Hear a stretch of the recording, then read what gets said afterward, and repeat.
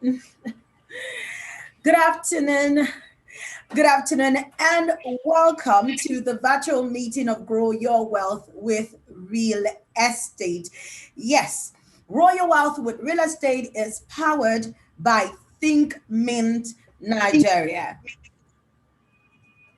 So, today we're going to be talking on how you can maximize your wealth potentials. I always say that knowledge is power. If you're knowledgeable in a certain area of your life, then it means that you are powerful. Beautiful, isn't it? So, I want to tell you that this is the right place to be. Sit back and relax because you're going to be learning quite a lot from professionals who will be teaching you quite a lot. So, my name is Oluwakemi Arawa, and I'm very excited to be here with you today. With us today, we have the host with us today, we have the founder of Think Mint. Now, I told you I'm going to tell you more about Think Mint Nigeria. Think Mint Nigeria is a marketing and advertising company passionate about adding value to the life of its customers and clients. They take pride in helping people, helping businesses grow, and they want to help you maximize your profit via sales and their marketing services, which happens to be quite unique and exemplary. They also play advisory roles in counseling consumers and users on the best products to use and the services to look out for in terms of great investment opportunities. So, we're going to recognize and appreciate the presence of the founder of Think Means, Imelda Usoro Olaoye. So let's find out a little about the founder right here. Imelda Usoro Olaoye is a goal-getter and a woman with a definite vision for growth and leadership. She has a bachelor's degree in biochemistry, and after getting that certificate, she went on to house to get a certificate in sales and business development. Talk about a woman who was a visionary. She is. After that, she also went on to get a certificate of event management and execution from SIAPS. And then she went on again to Edinburgh Business School, Ariad Watt University, where she studied masters in business administration. Now, over the years, Umelda Usara Olaoye has risen through the ranks to become a strong personality in entrepreneurship. From being a business development executive to working as a professional event manager and moving on to becoming a lead real estate transactor. Imelda has continued to evolve. Today, she is the founder of Women Hub and managing partner of Think Mint Nigeria. Please welcome with me the managing partner of Think Mint, Imelda Usara Olaoye. Could you say good afternoon to people watching or listening, ma'am? Could you just say something to us if you're there?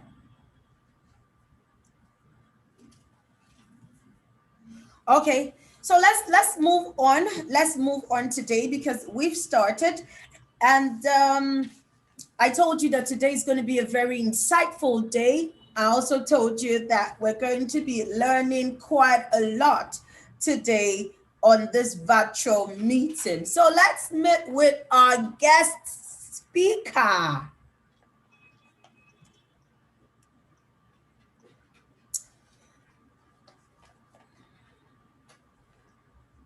Let's meet with our guest speaker. In a bit, you're going to be hearing from him, but let me read his bio for you. Our guest speaker today is a man of many parts. Some call him brilliant, astute. Some others know him as a visionary leader whose name has been written in the sands of time where the Nigerian real estate is concerned. Mr. Akim Ogunira is indeed the man of the moment. In a bit, I'm going to read some of his achievements to you, and then you'll find out more about him. If you're just joining us, this is Grow Your Wealth Initiative brought to you by Think Mint Nigeria. And we're talking about our guest speaker for today.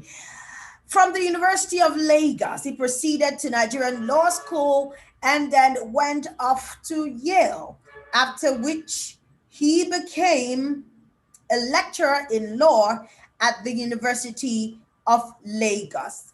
In 1992, he became the group company secretary and legal advisor to Goldfinger Investment Group, after which he went on to serve in UAC for 25 years. Oh, wow, wow, wow, wow.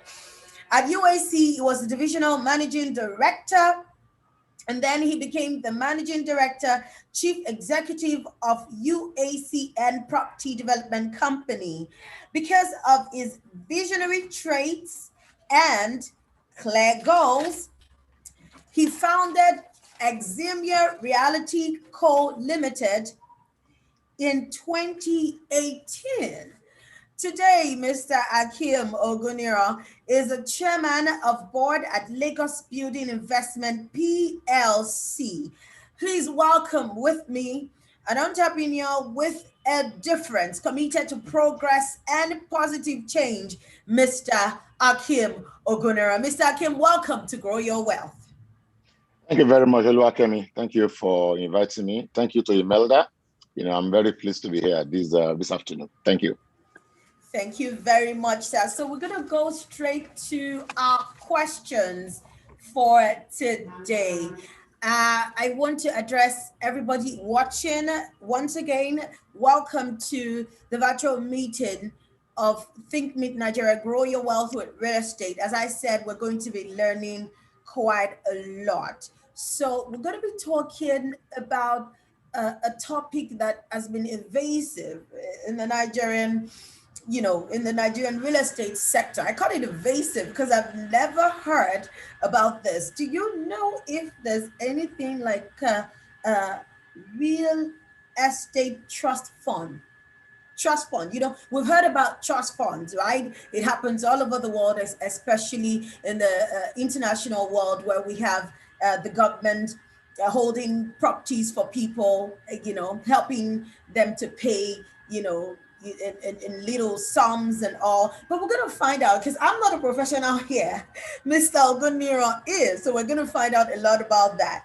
So, Mr. Oguniro, you've been in the real estate business for over 30 years, which is a big deal for me. 30 years is a big deal. It seems to me that you're not just a professional, you're a veteran in this business. So as a professional real estate practitioner, would you say that real estate is a profitable market space? Okay, thank you very much.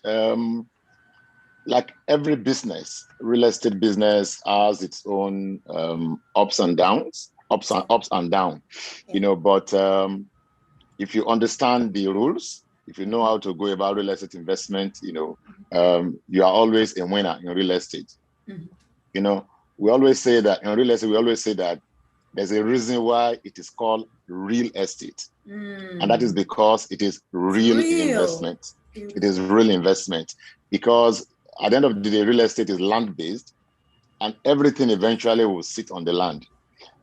Even for those in ICT, when they talk about cloud computing, we always tell them that even the cloud lives on the ground inside our data centers. So real estate is so all-encompassive. It is stable. It is consistent. You just need to understand the rules so that you don't burn your fingers. A lot of people went into real estate, wrongly. They burn their fingers and they keep on saying that real estate is bad. Real estate is. But once you understand the rule, it's not like cryptocurrency that you invest today, you get 1,000% return tomorrow, like I hear every day. But it's a business it's a space that if you understand the rules, you choose your investment carefully, you follow some basic nuggets, eventually you're always going to be a winner in real estate. Wow. So you have to understand the rule. You can't just say you want to go into real estate without knowing what to do. So there's a process to it. Absolutely, absolutely, absolutely. All right, that's good. I'm sure that a lot of people are learning from this. I'm sure that they're getting information that they need to know. Now, another thing that I want to talk about is the COVID-19 pandemic. The COVID-19 pandemic hit a lot of people, and they were shocked because nobody was prepared. Nobody was prepared for it. Nobody saw it coming. And when the COVID-19 pandemic hit, it actually changed the trajectory of how we see things. I mean, all over the world. I mean, in finance, in economics, it changed a lot of things. Now, because of this, the value of real estate is much more profitable than it was before. Can you tell us why this is happening now? Can you tell us why real estate is more profitable with the emergence of COVID-19? Okay, I mean, I won't go as far as making a sweeping statement that real estate is profitable after COVID-19. I'll be very careful to say that. Obviously, COVID-19 had very negative impact on several sectors, including real estate. There were a lot of issues with real estate, pipeline disruptions, disruption of contractual rights, supply chain disruption, because people don't understand that China is like the supply chain capital of the world. 70% of our inputs in the real estate space in Nigeria are imported. About 30% of that comes from China. So with the disruption in China and with disruption of supply chains globally, we also felt the negative impact. However, I think that you have to understand the impact of COVID on the various segments of the economy. Now, if you take the residential segment, what COVID-19 clearly taught all of us, is the importance of the home. Because at a stage during the pandemic, I said that the only cure against COVID was to stay in your house. And if you didn't have a home, if you had nowhere to stay, of course, you just have to, you couldn't keep the right social distance, So COVID-19 underscored the significance of home. It also underscored, it exacerbated the shortage of housing.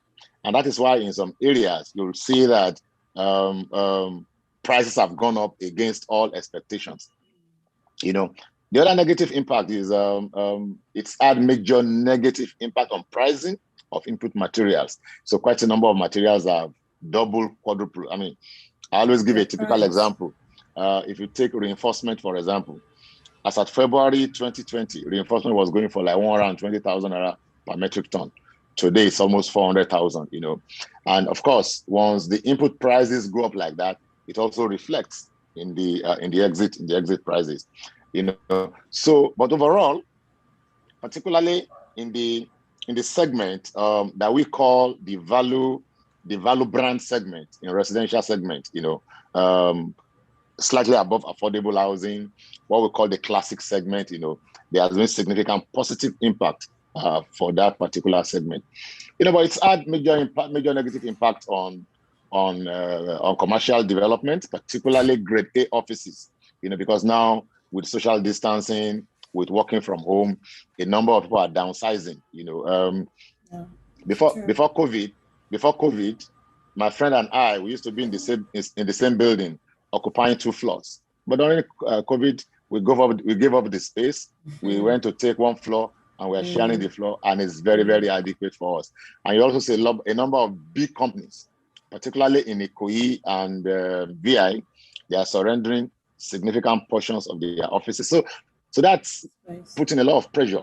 Retail has also been negatively affected because obviously with the rules around social distancing and with the prevalence of e-shopping, of online shopping, that's also putting a lot of pressure on. But overall, I always say that when things like this happen, you just have to recalibrate and find your level in the whole milieu of problems in that segment, and that's what a lot of us have done. We've studied the impact. Nobody could say that it was proactive and that a new COVID-19 was coming. All of us were caught flat-footed, but how you responded immediately, your business model, your customer focus, your financing model, your development model, how you quickly respond to that is what has made a difference between those who are succeeding and those who are failing in that segment today.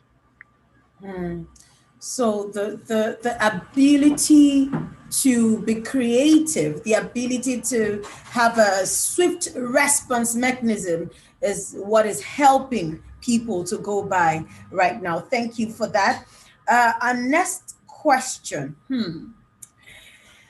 A lot of people do not understand the do's and don'ts of real estate, and I can tell you, uh, when it comes to buying a land today, let's take for instance, maybe a Nigerian, somebody, a civil servant, a business owner, wants to buy land, wants to get a home. They don't really know what to do. They don't know the do's, they don't know the don'ts. They just double into it. At the end of the day, we're hearing a lot of, negative, sad comments, sad experiences. So, I mean, I want you to tell us more about the do's and don'ts of real estate for quite a lot, especially not on the side of founders and owners, but from the side of the layman, the Nigerian who wants to get a plot of land or something. What are the do's and the don'ts? Okay, thank you very much. That's a very critical question. For most people, the single largest investment they will ever make in their lifetime is their investment in real estate. For most of us, that is single largest investment that they're going to make. So that's not a venture you want to go in without really understanding the rules of the game. So if you take land, for example, there's a process to acquiring land, and there are professionals who understand this process. The first thing is that you must conduct proper due diligence, because the due diligence will reveal to you if there are any encumbrances or there are any issues with the land, particularly in Lagos, and many other parts of the country also. There's always something hidden somewhere, So your due diligence will show that. And I always tell people, your due diligence starts first with a physical visit to the land. Because when you conduct physical inspection of the land, something will put you on inquiry. You go to the site, you ask questions, you see anybody who is walking around, just ask questions and things like that. That will give you some lead as to whether or not there's an issue with the land. Then you have to do a proper land search. Do a land search, let them chart the land for you. Charting tells you whether or not the land is within government acquisition. A lot of people have acquired land, which eventually we've discovered that it has fallen within government acquisition. But if you have done a proper chart, they will give you the land information from Lagos State. That tells whether or not the land is free from acquisition. Those processes are there. And you have to also find out from the land registry whether there's any registered or any encumber, or any mark, any negative mark, so to say, on the land. So when you understand, when you undergo all these processes, and you're sure that the land is genuine, then you must ensure that they issue you proper documentation. Today a lot of people misunderstand. They don't understand CFO, governor's consent, and things. If you are buying land today, you have to take a deed of assignment. And when you take a deed of assignment, you have to take steps to perfect the law requires you to take 3 steps to perfect your title. Number one is that you must get governor's consent, because under the Land Use Act, any alienation of land without consent is null and void. The law is very clear. So you have to get governor's consent to that transaction. When you get governor's consent, you pay necessary stamp duty, and then you register your title. What registration does is that it gives notice to the world that this land now belongs to Oluwakemi. So when anybody goes to the land registry, the register of title is supposed to be a mirror of title. It shows that from this year to this year, this land belonged to Akim Oguniro. But by so year, Akim Oguniro has sold the land to Oluwakemi. That will be in the land registry. But a lot of people, they spend money to buy the land. They don't want to spend the money. They don't want to go the extra mile to perfect their title. And it's also important for you to take possession. People just sit down, just pay for land. Maybe they are contribute money in their office. They just pay. They don't even know where the land is. You have to know where the land is. You have to take possession of your land. Do something. Just put small, low-level blocks, at the four corners. That shows you are exercising your right. Because in law, possession, we say, is 9/10 of the law. Possession is like 90% of ownership. So you have to take possession. If you don't take possession, the land is there. That is what gives Omonile the mind to be able to go to your land and sell to somebody else. And then come 3, 4, 5, 6 years later, there's a house already standing on your land. So True. These are the processes that you ought to take. Now, if you belong to an organized group, say a cooperative, the cooperative acquiring the land must also ensure that they undertake these processes, because that's the only way by which you can say that you have a good title in the land. There are always issues, that will come maybe somewhere along the line. But if you have taken all these steps, at least you will know that you're in a good stead. And in case of conflict, it doesn't mean it's not an insurance against or any sort of issue. Issues may still arise, but you are sure that you are in good stead. You're in a good place in terms of whatever issue that may arise. So these are the steps that you need to take in terms of buying land. Now, let us talk about, because your question is two-pronged. Let us talk about understanding how to play in the segment. I always stress that you must be playing for return. And that return is return on equity. In other words, if I put 100 Naira in this real estate investment, how much am I getting as my return? And you must have a threshold. Your threshold may be 10%, maybe 15%. What you are telling yourself is that once the potential return from this investment does not meet this threshold, I won't even touch it at all. Of course, there's a whole lot of things that you need to do to arrive at your threshold. Now, return on equity should be your focus. I always say that return on equity is ROE, return on equity. But there are two other ROEs that people play, which doesn't make sense. There's return on emotion, and there's return on ego. Return on emotion is that everybody in my office, they are putting money together. They are buying land at Moe, let me also buy, without thinking it through. That's return on emotion. Or you are saying, because if you want to be a player in real estate, you have to start seeing real estate as a commodity that you buy today, you sell tomorrow. But people will say, no, this is my first house. I build this out. I want to hold. It doesn't make any sense. You have to start thinking like a smart investor. When you move, you sell. I always say that I'm looking forward to that day, and that's part of the advocacy I push in the industry. I'm looking forward to that day that real estate becomes fully commoditized. That you're able to buy and sell real estate pretty much the same way you buy and sell any other commodity. Today there are so many rules and regulations that when we get there, then we can begin to really create wealth through real estate. So you must focus on your return. Focus on your return and follow some simple principles.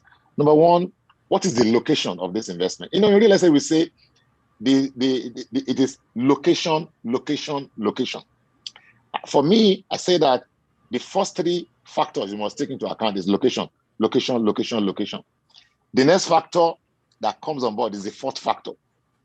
Whether you're talking of quality or you're talking of price and things like that, But a lot of people, they will go and buy land in Moe or in Akute or somewhere.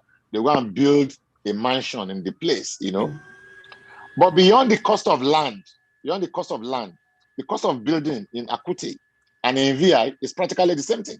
Yes. It's practically the same thing. Whereas if you build in Akute, if you build a 3-bedroom flat in Akute, you will struggle to get 400,000 Naira as rent per annum. The same 3-bedroom flat you build in VI, you rent for 8 to 10 million Naira. So you must understand that when you're choosing your investment, you have to really go out of our way and understand the significance of location in driving all those things, So once you take all this into account, and you make your the right sort of investment in those tenements, you can hardly go wrong and hardly go wrong. So I think I will just stop there for Wow. now. This is packed. I almost want to call it power packed because I'm learning so much myself. So if you want to buy land, bro, sister, go and check the land. Be sure it's not water swampy area, and be sure you've searched that it is not government owned. Yeah, be sure you get your government consent. Be sure you get your stamp duty and your title. Let it be in your name. Wow, I'm learning so much. And for somebody who wants to do this real estate business, make sure you're not getting return on emotion and return on ego. It has to be return on equity. Brilliant, sir. Brilliant. We are learning so much from you. Thank you, sir. Yes, you are still on to grow your wealth with real estate. My God, today is proving to be really, really insightful. Even for me, I'm learning so much. And our guest speaker is the man of the moment. That's what I called him, Mr. Akim Oguniro, who has over 30 years experience in the world of real estate. He is the chairman of LBIC and the founder of Exima Co. Limited. Trust me, take this word to the bank. Every information coming from this man's mouth is something you have to get a pen and paper, get a diary, and write this down so you can actually do the right thing. So we're moving on now with our questionnaire. So I think pretty much he has covered four, but I'm just going to say it again. If there's any other way you're going to give an answer to this, I said, as the chairman of Lagos Building Investment Company, we've talked about people who've made quite a lot of mistakes. And you probably have seen that. You've heard those stories. So, what do you do? Now we've taught them the do's and don'ts, but what do you do to avoid regrets? Do you have any uh, answer that is different from what you just gave us in the do's and don'ts? Yeah, well, it's pretty much the same thing. Just do Mm, the right thing, follow the right advice. Let If you don't know, let professionals guide you. Even for me in this space, there are areas that I have limited knowledge. So I call on other professionals, also to advise me when I have issue with survey, with title, with charting and things like that.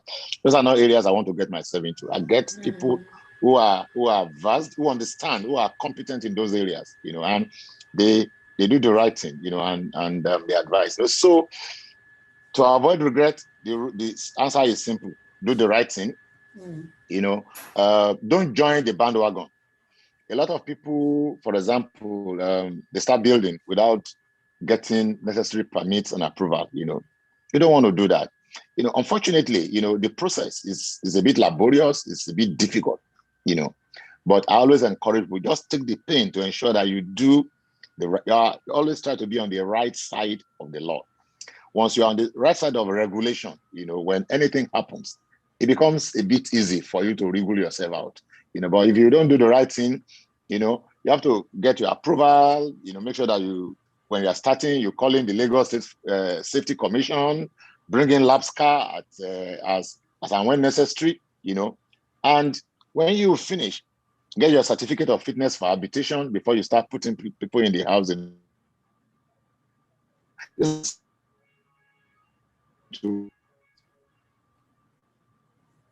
For non-compliance with plans, you go around, you see a lot of buildings that are sealed up. It is because people have not done the right thing. So if you want to avoid regret, just do the right thing. Yes, sir. Thank you so much, That's sir. my But prescription. yes, there's another question. In doing the right thing, why are Nigerians always scared? Because you talked about bringing in the right departments, the right institutions, the LAPSCA that you mentioned. And all. Why are they scared to go to the government and get this people to actually come and check? Is it habitable? Is it okay? Can I start building now after laying my foundation? Why? Why are Nigerians scared of doing that? Okay, unfortunately, the government can do a lot better to make the environment much better for us. I always say that the process is needlessly painful, there are things that can be simplified, that can be made a whole lot easy, but it's as if there are some people who just deliberately put roadblocks in the path of people, you see. So that explains why a lot of people, find it difficult to comply. But there are also a lot of people whose stock in trade is to cut corners. I mean, that's in very, very high volumes. There are people who deliberately go out to cut corners. For example, when Lagos State introduced LACETRAD, and Lagos State says we want to sanitize this sector. Oh, there are good people in this sector, but there are very many bad people who want to do this.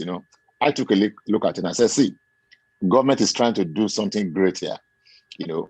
If this is properly executed, this will bring significant value to this sector. So I went ahead and registered my company and complied with the rules. We obtained our certificate. And we're proud to say we're fully compliant in that respect. So, but there's a whole lot of things that can be done. The processes are very expensive.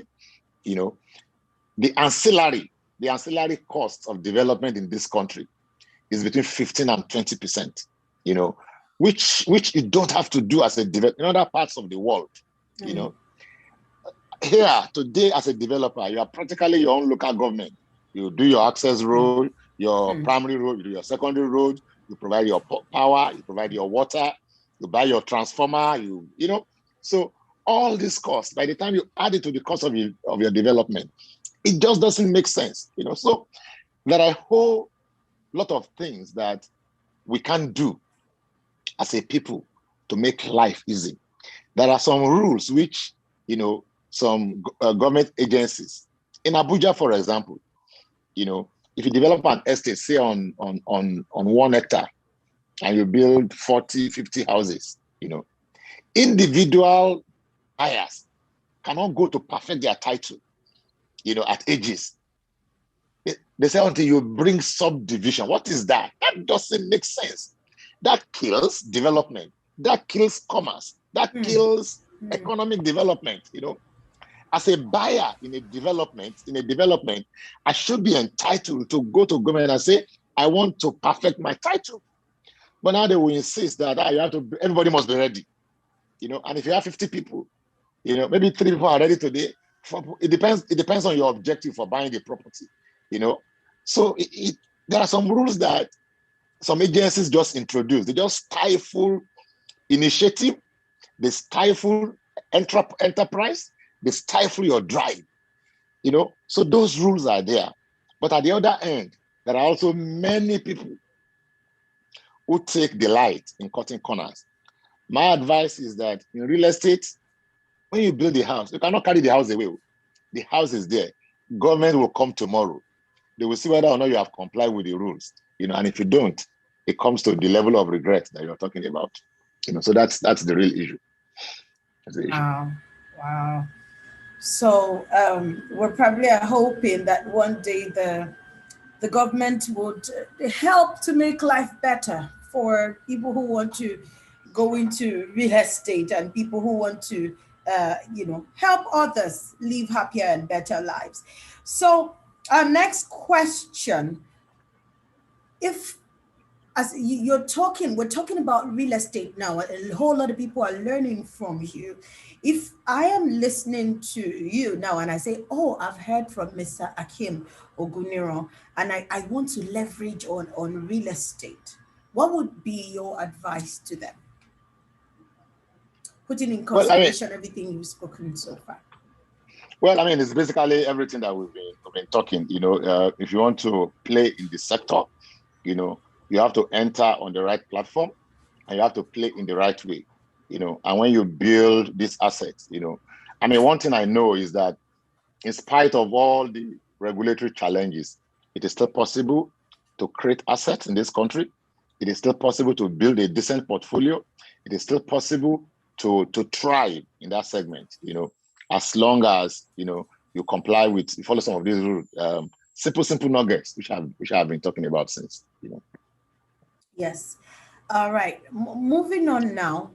We know that your wealth of real estate is enormous because actually you've been schooling us, you've been schooling me in particular, and everybody listening right now. I know that they are learning a lot. Well, welcome once again to Grow Your Wealth from Real Estate. If you're just joining us, that is, you are onto the platform that is going to teach you all you need to know about real estate, either as a developer, either as an investor, or as somebody who just wants to get a piece of land or own a three-bedroom flat for yourself and your family. And with us is our guest speaker for today, who is vast in the world of real estate. Trust me, he is. Mr. Hakim, you know that 45% of the GDP in Nigeria, and in some instances all over the world, is made up of small scale entrepreneurs. These are people who are doing, small businesses to get by, and they are not relying on the government really for anything. They're not relying on salary, but these are people who are creative, who's told themselves, I can do this, I'm skilled in this area. Now, because of their drive, they also have a vision to do more. Some of them want to get their own home. Some of them, wants to get their own piece of land. Uh, Taking in our peculiar society and some of the things that you have mentioned now, I know that you have mentioned these things, but right now, for this class of people, can you give them an advice that will work for them if they want to get a home or rent a home? Okay.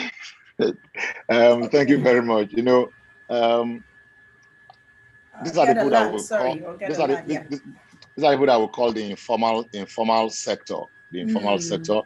You know, and in my understanding of the market, you know, it's a very, very decent. It's a market where we have decent opportunities. There are people who are self-employed who may not necessarily have regular income, but they do decent businesses, and if you aggregate their earnings, what they can put aside, they should be in a position to acquire a home. So what I advise is that everyone must begin to understand that if you want to own a home, you have to plan towards owning the home. You have to mm, plan towards owning the home. We a lot of people, we have the mentality that I will blow. When I blow, I will buy a house. you know. exactly. But I mean, the days of free money are going, and there are a lot of people who are doing very well today. People in IT, I mean, startups. We see them Yeah. every day. So my advice to them is that you have to plan towards owning the home. You know, you have to start building like a credit profile. So when I Mm, started my business, for example, part of what I did was to start a real estate cooperative. The idea behind the cooperative was to um, create a platform for people who can have a phased program. So you, for example, Kemi, you can say, I want to buy my house in 3 to 4 years from now. What kind of house do I want to buy? You know, what is the likely value of that house? I know mm, that I need to save at least 30% of the value of that house. Then you can, for example, go to our portal, and you can put your 30%, and it tells you how much you're going to use to join, how much you pay monthly, how much you pay annually, so that in 3 years you have 30%. And once you have your 30%, we'll work with you to secure a funding for the balance. Now, mortgage is very difficult in Nigeria, but in the past 5 years, there has been a lot of reforms, and a lot of positive things are happening. So governments are taking steps. So there's an organization called the NMRC, Nigeria okay. Mortgage Nigeria Mortgage Refinance Company, which was started by the federal government. The idea behind NMRC is to create a liquidity refinancing framework, because a lot of mortgage banks, say a mortgage bank has 100 million. Once you lend the 100 million to your customers, you have to wait until they pay the 100 million back. And that will be like another 10, 20 years So what NMRC does is to step in. When a mortgage bank lends 100 million, NMRC will refinance the 100 million by giving the 100 million back to the mortgage bank so that the mortgage bank can finance other. So there's been a whole lot of reform. There's been reform around underwriting standards. There have been reform about foreclosure laws. All those things have happened. So that segment is also opening up, and there are opportunities. So if you want to own a home, you have to start saving towards owning the home. Don't wait until, say, one day you will blow, or maybe one day you get an appointment and you have access to get money anyhow. So when you do that, and you have that discipline, because those who are going to lend to you, they want to look at your trajectory. They want to look at your pedigree. How was this person? Do you have a savings culture? Because if you had a savings culture, it also tells us that when you eventually take a mortgage, you have a proper repayment culture, which is what we want. So those things are happening, and it is very important, but I see the strength of the segment that you are talking about. When I wanted to start my business, when I retired, when I was in my previous life, I used to do luxury developments in Ikoyi, $1 million, $1.5 million, $800,000. But I saw the changing dynamics of the market. I saw a growing middle class, first-time home buyers, starter home buyers, young families, millennials, who will need accommodation of their own. I know you guys will think differently from us. So we also have to position ourselves in a manner that we can bring to the market a product that will suit. So what are these guys looking for? Number one, they don't want to live very far. They don't want to live very far. They don't want to live in Niger or Ibeju or whatever. They want to live very close to the city center. The reference point I used to give is that the guys, they want to go to Quilocks close by 1 a.m. and get to their houses within 10 or 15 minutes. So you have to begin to see what kind of home can I bring to the market that will meet the needs of this particular generation. But the interesting thing about that generation also is that they're not looking for massive houses. They're just looking for their space that has everything. So I said, these guys, they are ready to trade size for proximity, So we brought a product into the market targeted at that, which is just studios, 1 bedrooms and 2 bedrooms, but with all the amenities that will make it an aspirational environment to live in.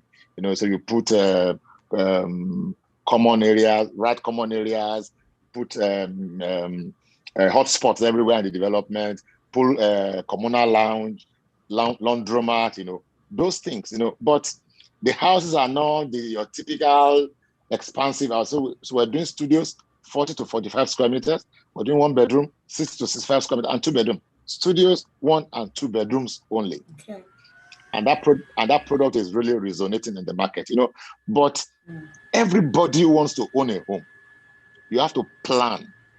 I always give the example. In Kenya, most homes are financed by cooperatives. They call them SACCOs in Kenya. SACCOs, what we call cooperatives there. Some SACCOs in Kenya are bigger than banks. For every 10 homes that is bought in Kenya, about between 6 and 8 are financed through cooperatives. People join these cooperatives. They make the contributions, and they build their counterpart fund. And they only, but somebody here wants to buy a house, doesn't even have any money, has not saved any money before. It is difficult for you to pass the credit test of the banks, So we have to get to a level that we'll understand that we have to plan towards owning the home. You have to begin to create that discipline. Don't ever say that my money is not enough. You have to start saving. If you have read The Richest Man in Babylon, George Clason, people don't understand. Everybody needs to read that book because it gives you the fundamental premise on which you think of investment. And George Clason says a tenth of what you earn is yours to keep. You pay everybody when you collect the money. You buy fuel, you pay the fuel seller, you pay the school, you pay the mass, but you have not paid yourself.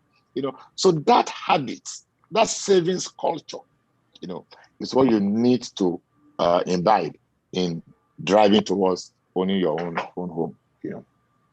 Thank you. Yes. We're talking about the savings culture for everyone who wants to own a home. You absolutely have to start from somewhere. Start from where you are right now and start saving, and you'll be the better for it. Now, Mr. Akim has, taken my question and he has gone ahead of me because before you spoke, I wanted to talk about mortgages and the fact that before now we had that, when you go to the UK, you hear about mortgage, you go to the US, of course, you say, oh, I bought a house and I'm paying every month this amount. Some people don't even know that it is available in Nigeria. And some people do not know that there's anything like a mortgage bank.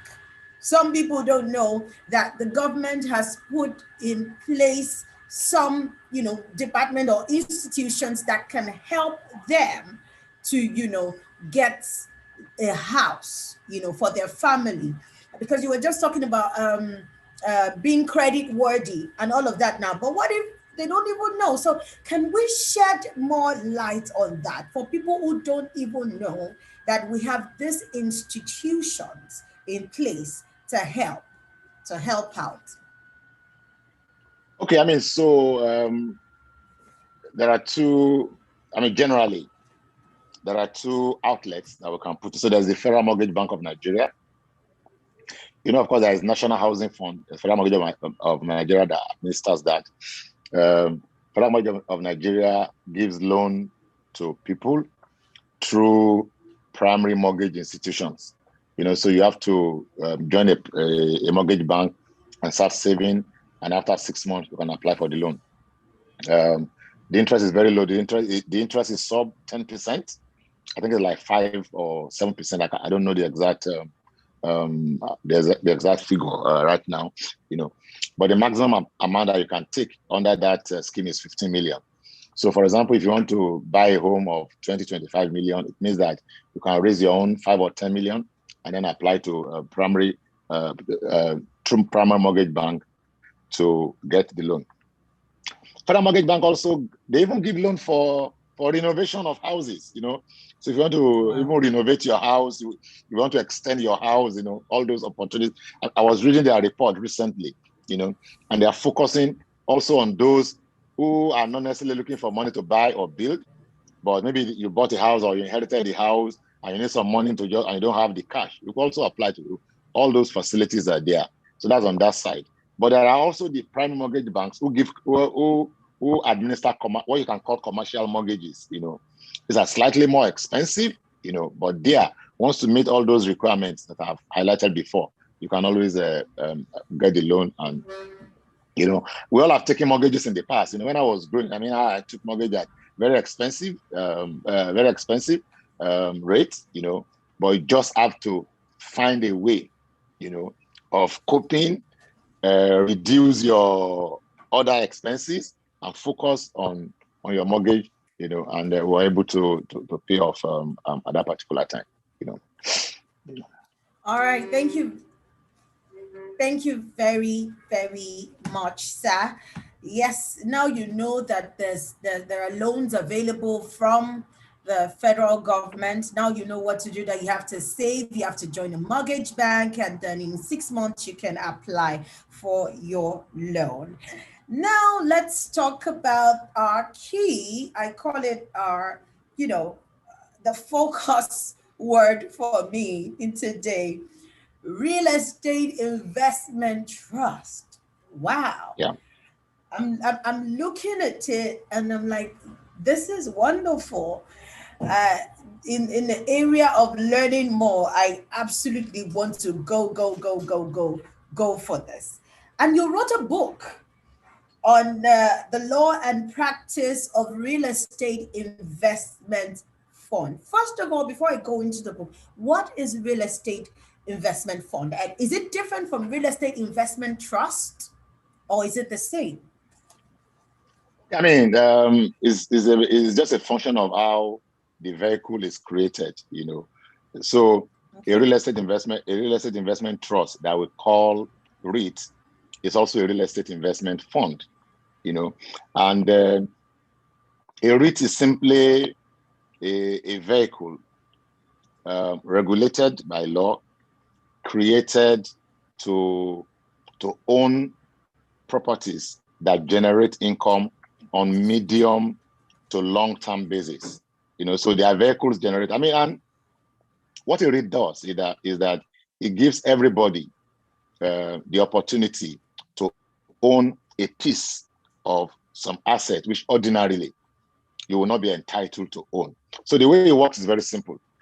So a company, say a developer, for example, in my previous life, the company for which I was working, we had grade A assets all over the country. And what we basically did was to bring this asset together. We created a vehicle. We put this asset in a vehicle. The value of the asset was unitized, and that gave people the opportunity to invest. So you, for example, you can, we have 3 billion units in the market to sell. And you could just buy your own 100 units. You could buy 1,000, you could buy 2,000 units. What that means is that at the end of the year, when we collect rent from this asset, the rent is shared proportionately to. So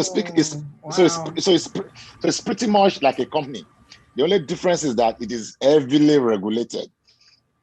And one of the advantages of a REIT is that the income is regulated. The distribution is regulated by law. So in a limited liability company, in a normal company, for example, at the end of the trading year, the directors will sit down and they will say, this year we have made a profit of 1 billion. Let us declare 500 million as dividend.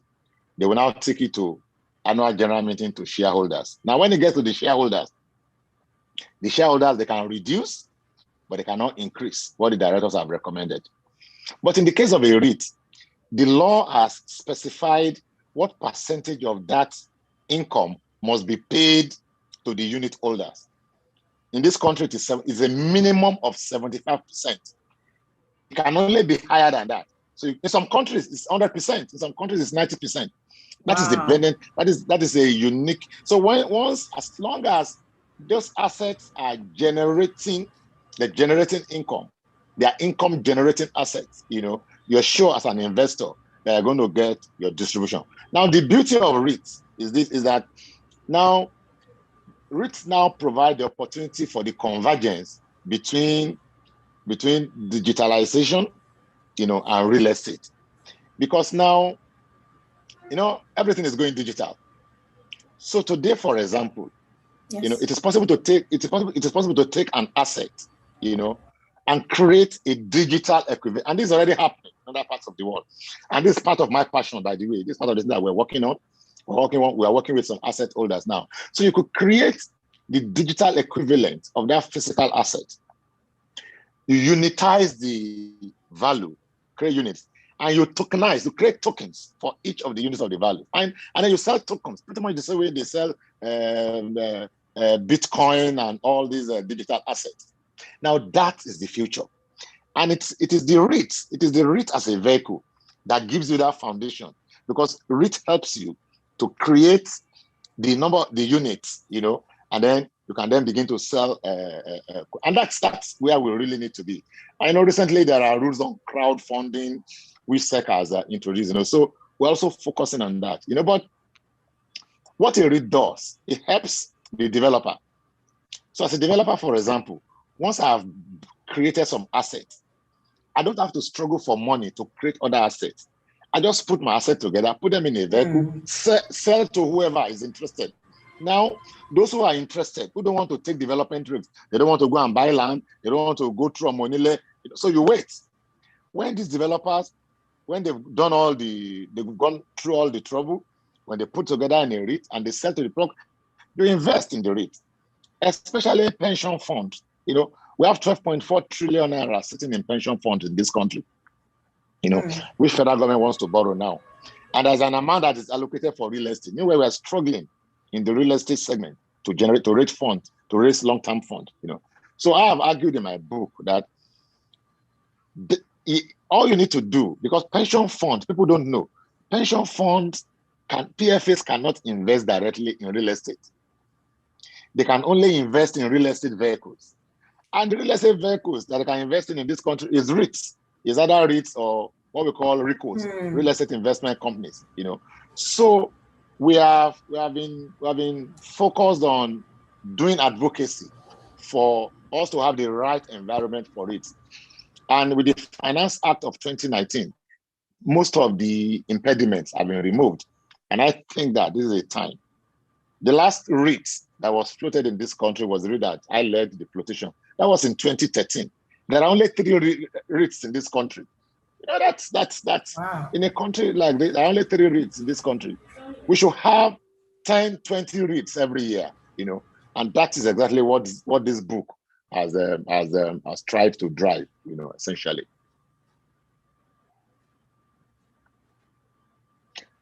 Thank you. So I'll stop there now for now. Yeah. Wow. This is so much information. Read. So the very first time I'm learning real estate investment trust as a vehicle, what it does, helping people invest, helping people get money back. This is something you really have to hear. We're moving forward now. So the real estate investment trust, your book. Can you tell us the motive behind it? Although you've spoken a bit about why you're passionate about this for people, but can you still tell us a bit about what were you thinking when you wrote this book, or what were the indices that spurred you on when you were writing this book? And maybe you can tell us a bit about, just some little bits about what people are going to gain when they buy the book. What are they going to be seeing when they eventually get to buy the book? Okay. In terms of the motivation, first of all, I always stress that real estate is a money game. Real estate is a financing game. Whatever you want to do, you have to create the appropriate financing model for your project. And you always need long-term funds to finance your... Part of the problem why people regret in this country is that they borrow long-term to finance long-term projects, and they get stuck along the line, which is always a challenge. I don't know that you are still hearing me. So the first thing is that when I was privileged to lead my former company, to lead my team to float a REIT, it became clear that there was knowledge gap. There was knowledge gap in the market, and after we launched the REIT successfully, a lot of organizations, including Imelda at that time, I think the company was working for, they invited me to speak on how to float a REIT, not just in Nigeria, all over actually, Lagos, Accra, Joburg, London, Like I always say, in an 8-year period, I spoke at 28 conferences, over 28 conferences all over the world on REITs. So that gave me, number one, the opportunity to build networks, so I built network, I gathered materials, I gathered knowledge, and I made up my mind that I was going to review the position and put together, and that was very challenging, we were very busy, and coronavirus came, COVID-19, and during the lockdown, I had to sit down to write the book, So this is one good thing that came out of COVID-19 anyway. Now, in terms of what is in the book is a 10-chapter book. I've taken my time to explain the nature of this asset class, because a lot of people don't understand the assets. You won't believe research. I went as far as studying congressional debates in the US. I went to study because REITs originated in the US. So I really wanted to understand what was behind the mind of the legislatures in the US when they were creating this asset class. So I went to study the congressional debates to understand the nature of the asset class, So I've traced the evolution of REITs, how it started in the US, the law, there's a law in 1960, what the law did is in the book. how other legislations helped to refine the process. And then in 1969, it became an international asset, first adopted by Netherlands. And then today there are like 42 countries who have adopted Reits. And it's a big driver of the economy all over the world, where we have the right framework in place to drive it. You know, and I've dealt with the structure, governance of Reits, the legal framework. If you want to float a REIT in Nigeria, what is the process that you have to follow? The process, the go-to-market strategy. You know, there's a chapter on tax treatment. Tax is always a major issue.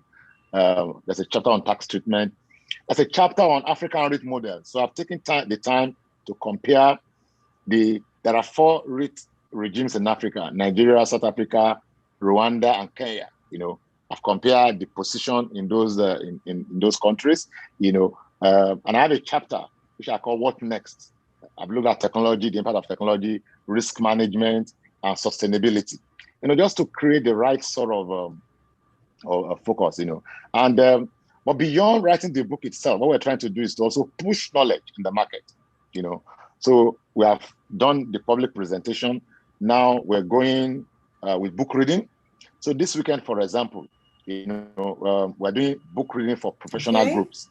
So I have an estate surveyor who will look at the chapter on asset management.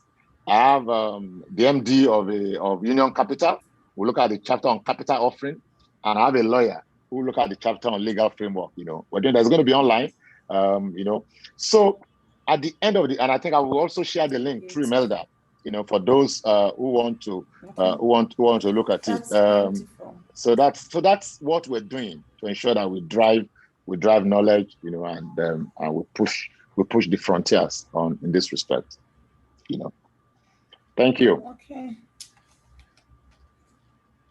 All right. So thank you so much, sir. Thank you so much, sir. We still have just a couple of questions before you go, before we let you go. Today is a good day, I tell you. We're really getting quite a lot of insights from your wealth of knowledge, sir. So for your book, Real Estate Investment Trusts, yes. A part of your book states that the book is a resource guide to lawyers, professional advisors, capital market operators, students and researchers on securitization and asset-backed securities. Can you give us a brief? Now, you've told us a bit about what people are going to get in the book, but a bit about what lawyers and researchers, a bit about what they can learn when they buy your book, Real Estate Investment Trust. Can you? Hello, sir. Hello. Okay, thank you. So if you look at the title of are you hearing me? Hello. Are you hearing me? Hello? I'm hearing you. Yes, I can hear you, sir. I can hear you, sir. Loud and clear. Yes, I can hear you. I can hear you. Can you hear me? Okay. Hello, can you hear me, sir? I can hear you. I'm hearing you. You're hearing me. I'm hearing you. Are you hearing me? Okay, I'm sir. hearing you. Yes, I can hear you too. I can. Okay, thank you. Beautiful. So sir. If you look at the absolutely. So if you look at the title of the book, it is The Law and Practice of Real Estate Investment Trust. So on the one hand, we have taken a look at the law. You know, what is the legal framework? How do you float a REIT? What are the processes you must follow? What are the documentation required?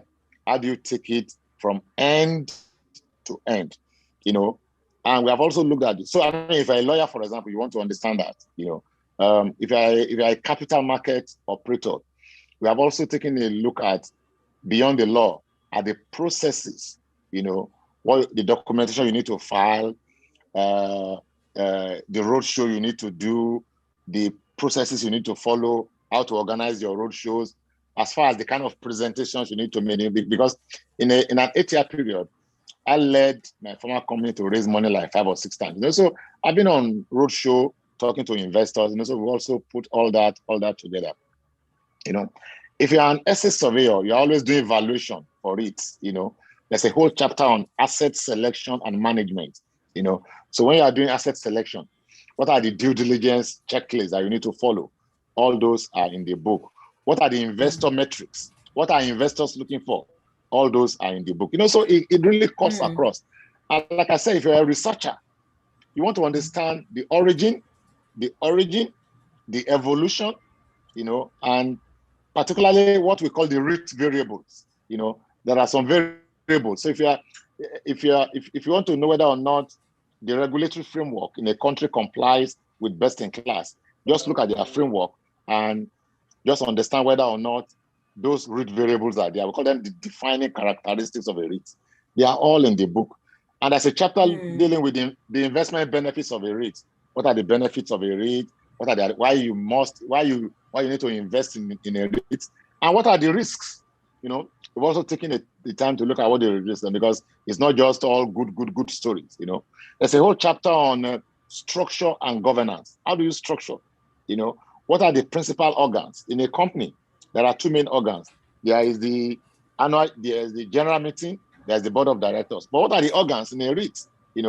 What is the relationship between the asset manager, investment committee, and the general meeting in a REIT? All these principles, all these issues we have dealt with, in the book, just to ensure that it cuts across the range of people that we're speaking to. Yes. Wow, that's wonderful. I think the book is a must-have.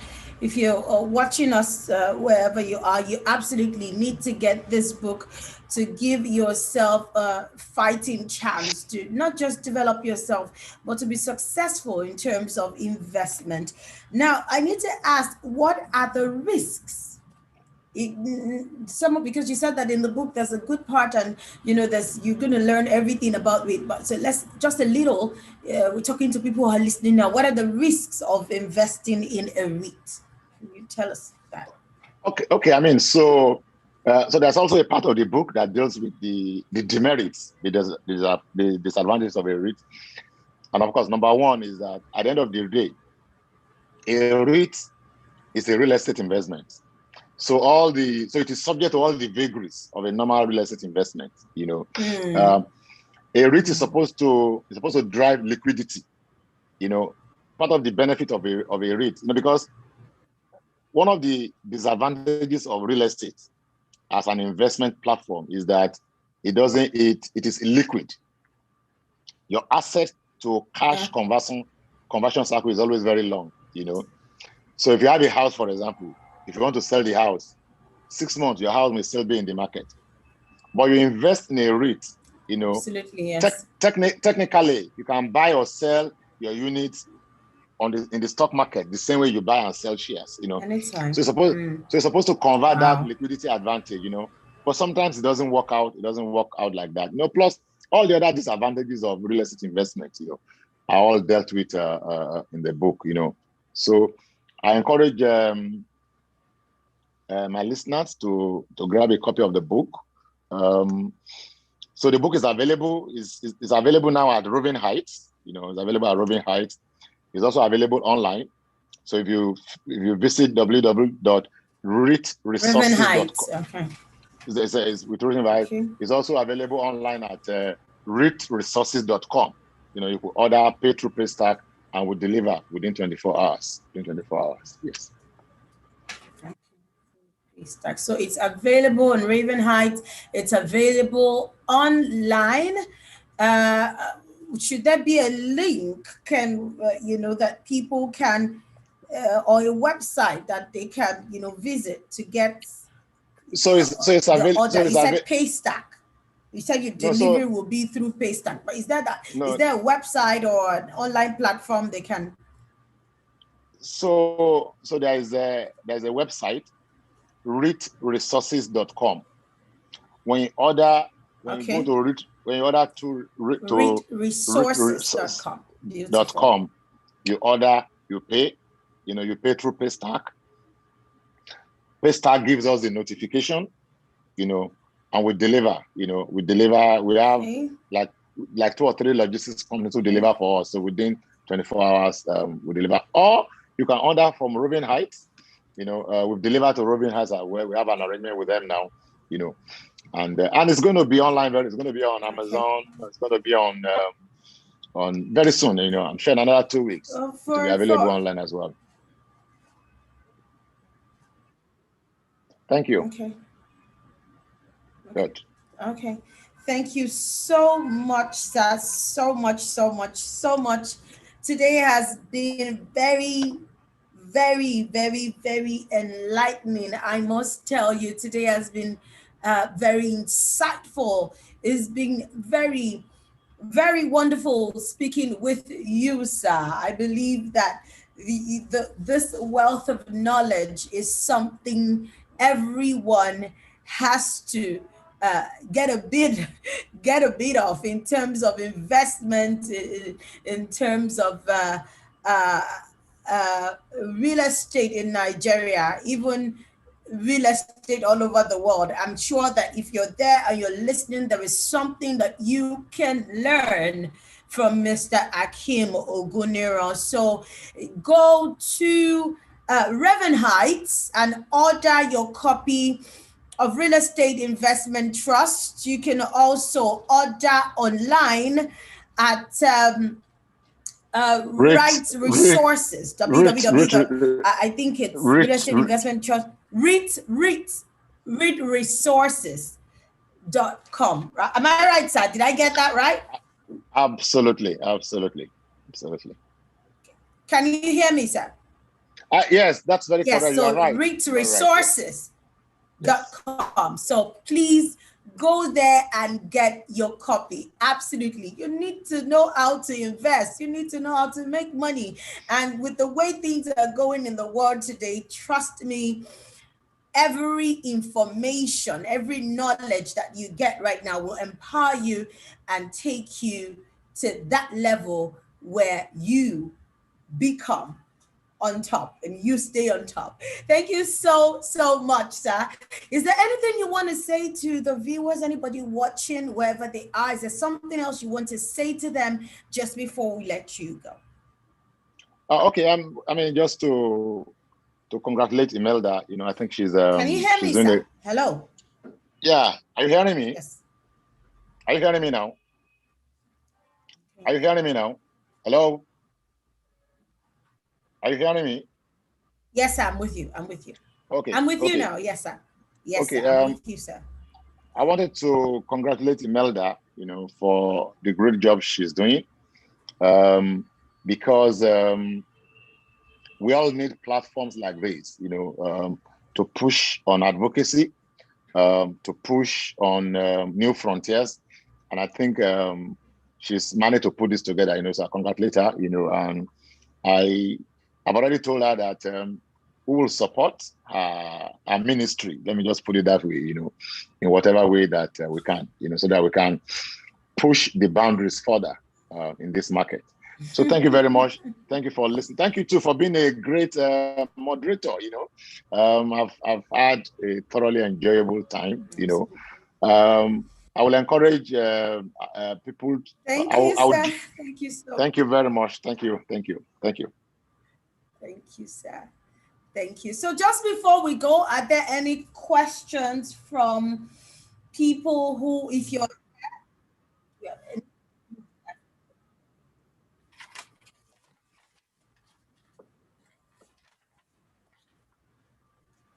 questions? All right. Thank you so much, sir. Thank you so much. God bless you. We really enjoyed speaking with you. So you're going to go higher and higher and higher. We wish you, how should we say it now? Higher platforms, so that you can impact people more, so that you can do more, especially because you're a Nigerian. We're so proud of you. A Nigerian doing great things for Nigeria, Thank you very much. Thank you, sir. Thank you, sir. Thank you so. Thank you for having me. Thank you. God bless. Yeah. Thank you, sir. So that is the end of our live streaming today. That is the end of a virtual meeting today. You can join us next time on Think Mint. We're going to be having much more virtual meetings like this where you can learn a lot from our guest speakers in terms of real estate, in terms of investment, what to do as a Nigerian if you want to get ahead, what to do, how do you plan to be an investor, how do you plan to buy, what are the platforms that can help you, to do that. This is where it is Think Mid Nigeria, the marketing and the marketing service engineer that helps you become better. Thank you very much. See you next time. My name remains Oluwakemi Arawa. Bye.